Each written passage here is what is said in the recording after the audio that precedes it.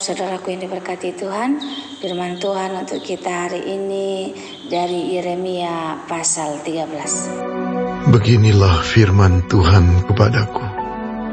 Pergilah membeli ikat pinggang lenan. Ikatkanlah itu pada pinggangmu, tetapi jangan kau celupkan ke dalam air.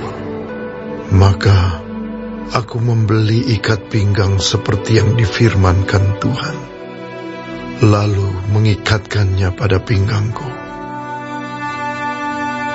Sesudah itu, datanglah firman Tuhan kepadaku untuk kedua kalinya. Bunyinya, ambillah ikat pinggang yang telah kau beli, dan yang sekarang pada pinggangmu itu. Pergilah segera ke sungai Efrat untuk menyembunyikannya di sana, di celah-celah bukit batu. Maka pergilah aku, lalu menyembunyikannya di pinggir sungai Efrat, seperti yang diperintahkan Tuhan kepadaku. Sesudah beberapa waktu lamanya, berfirmanlah Tuhan kepadaku, pergilah segera ke sungai Efrat, mengambil dari sana ikat pinggang yang telah kuperintahkan kau sembunyikan di sana. Maka pergilah aku ke sungai Efrat, lalu aku menggali dan mengambil ikat pinggang itu dari tempat aku menyembunyikannya. Tetapi ternyata ikat pinggang itu sudah lapuk, tidak berguna untuk apapun. Lalu datanglah firman Tuhan kepadaku. Beginilah firman Tuhan. Demikianlah aku akan menghapuskan kecongkak bongakan Yehuda dan Yerusalem. Bangsa yang jahat ini, yang enggan mendengarkan perkataan-perkataanku, yang mengikuti kedegilan hatinya, dan mengikuti Allah lain untuk beribadah dan sujud menyembah kepada mereka, akan menjadi seperti ikat pinggang ini, yang tidak berguna untuk apapun. Sebab seperti ikat pinggang melekat pada pinggang seseorang, demikianlah tadinya segenap kaum Israel dan segenap kaum Yehuda kulekatkan kepadaku. Demikianlah firman Tuhan. Supaya mereka itu menjadi umat, menjadi ternama, terpuji, dan terhormat bagiku. Tetapi mereka itu tidak mau mendengar. Katakanlah kepada mereka firman ini. Beginilah firman Tuhan, Allah Israel. Setiap buyung harus dipenuhi dengan anggur. Dan jika mereka berkata kepadamu, masakan kami tidak tahu betul bahwa setiap buyung harus dipenuhi dengan anggur? Maka katakanlah kepada mereka, beginilah firman Tuhan. Sesungguhnya seluruh penduduk negeri ini akan kupenuhi dengan kemabukan. Para raja yang duduk di atas tahta Daud, para imam, para nabi, dan seluruh penduduk Yerusalem. Aku akan membantingkan seorang kepada yang lain, sampai mereka hancur, bapa-bapa dengan anak-anaknya. Demikianlah firman Tuhan. Aku akan membinasakan mereka tanpa belas kasihan, tanpa merasa sayang, dan tanpa ampun.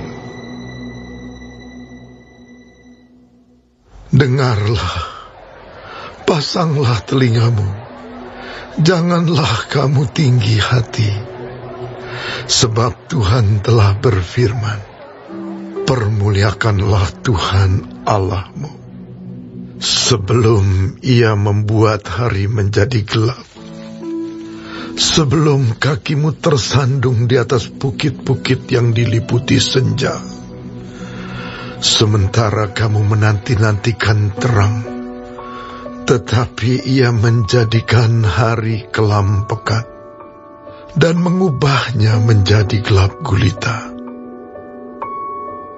Jika kamu tidak mendengarkannya, aku akan menangis di tempat yang tersembunyi oleh karena kesombonganmu. Air mataku akan berlinang-linang, bahkan akan bercucuran, oleh sebab kawanan domba Tuhan diangkut tertawan. Katakanlah kepada raja dan kepada ibu suri, duduklah di tempat yang rendah sekali, sebab mahkota kemuliaanmu sudah turun dari kepalamu.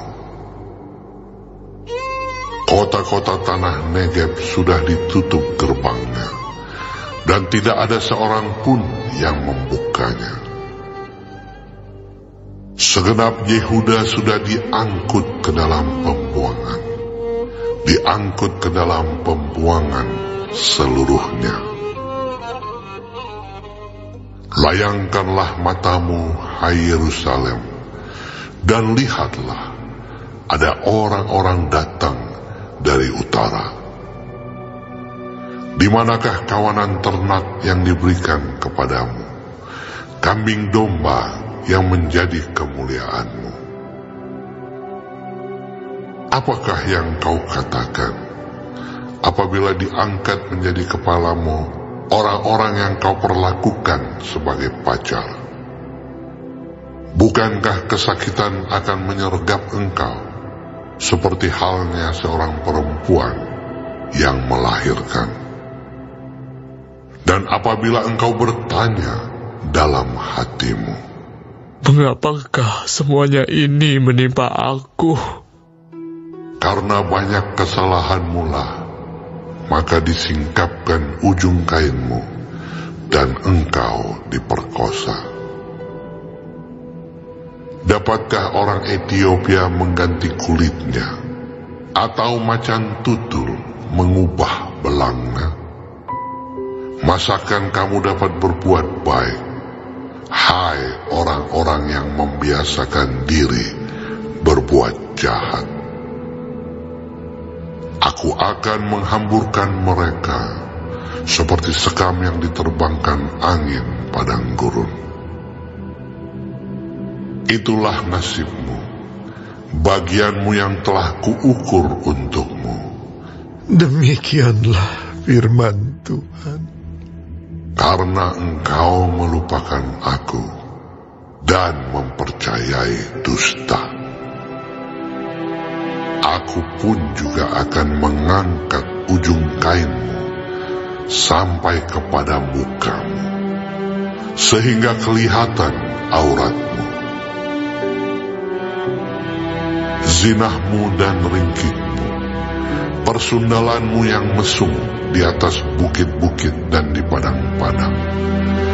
Aku sudah melihat perbuatanmu yang keji itu.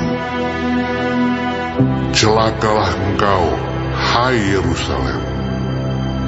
Berapa lama lagi hingga engkau menjadi tahir?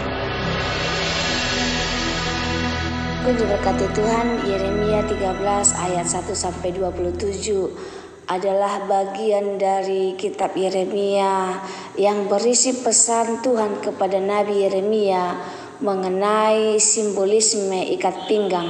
Berikut adalah beberapa penjelasan dari firman Tuhan tersebut. Yang pertama, simbol ikat pinggang. Yeremia diperintahkan untuk membeli dan mengenakan ikat pinggang lenan.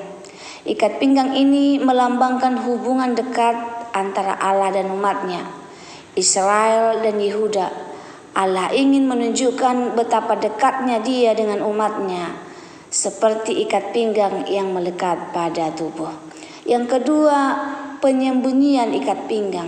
Yeremia kemudian diperintahkan untuk menyembunyikan ikat pinggang di sungai Efrat. Ini menggambarkan bahwa Allah akan menyembunyikan atau memisahkan umatnya karena ketidaktaatan mereka. Yang ketiga, ikat pinggang yang rusak. Ketika Yeremia mengambil kembali ikat pinggang tersebut, ia menemukan bahwa ikat pinggang itu sudah lapuk dan tidak berguna. Ini adalah gambaran tentang bagaimana umat Allah yang tidak mendengarkan firman-Nya dan mengikut jalan mereka sendiri dan akan menjadi tidak berguna dan akan mengalami kehancuran.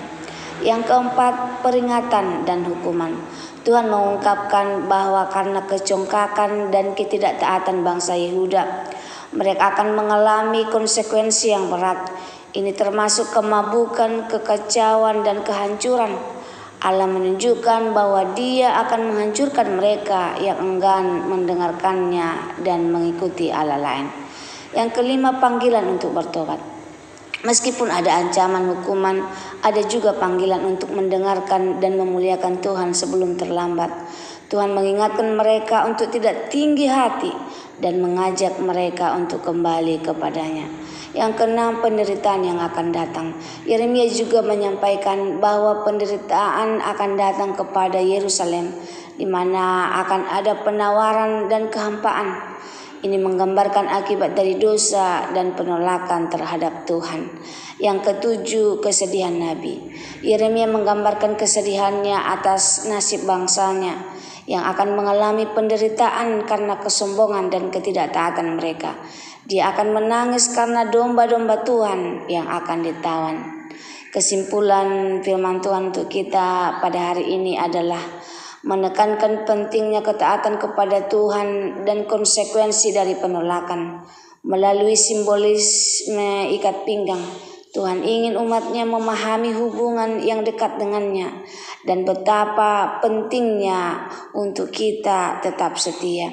Pesan dari Yeremia 13 adalah panggilan untuk kita untuk merefleksi diri dan kesadaran akan hubungan kita dengan Tuhan, serta mengingatkan akibat dari setiap tindakan kita. Semoga firman Tuhan hari ini bermanfaat bagi kita. Tuhan Yesus memberkati.